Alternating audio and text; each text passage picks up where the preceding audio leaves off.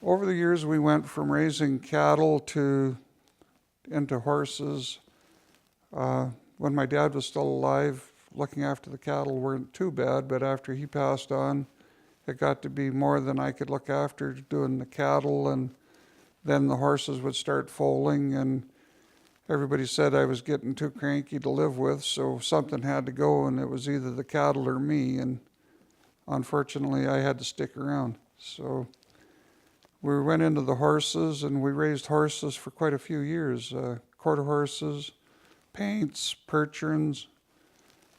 We had quite a diversity of horses. Most of those were registered, and we'd sell anywhere from 40 to 60 foals a year. Some we would keep over and break so that we could put them back into the dude string, and the bulk of them we just sold for every year. Just it was our calf crop. I spent two terms as a municipal councillor for Bighorn, and that turned out to be a real learning curve, and those were between 1991 and 1996, so it was a good time. I enjoyed it. It was enough diversity. You find out everything that's going on in the county, or the municipal district, I should say, and I kind of missed it for a while. I didn't miss going to all the meetings, but it was hard to stay out of touch. Our nearest neighbor was 3 miles away, and everybody was just kind of small outfits, and we very seldom got anywhere.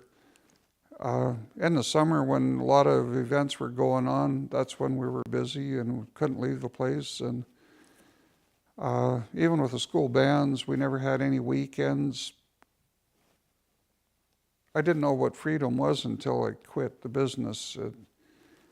To be able to go someplace in the summer and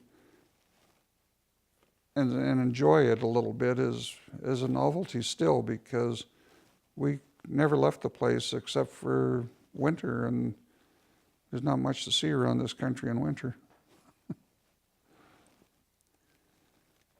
So yeah, we were tied down pretty much with the camp and the weekend groups and everything that came in. And like I say, we have a terrible hill in and out of our place. The MD have threatened to give it back to me different times, but I keep saying now that they can keep it. I get to use it, but they can have it. So it kind of limited, to where we were going and everything. We used to go to dances and everything around the country that we could when we were younger, but I don't know, it seems like go to town for groceries and then rush home, and that's about it anymore. Lynn Fenton was a wonderful grader operator, and he used to be a neighbor of Dad's when he lived on the Horse Creek, and actually just across the road from each other.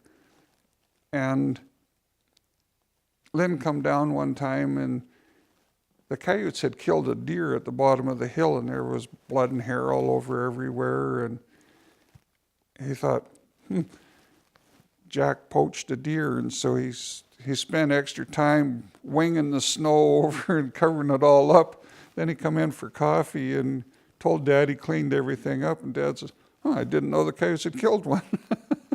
So that was good neighbors and things that we'd do for each other back in the days. We lived far enough away from the reserve that we didn't have any contact with the Stonies. In the last few years, they have gotten land a little bit closer to us, but still far enough removed that it hasn't been any contact with them.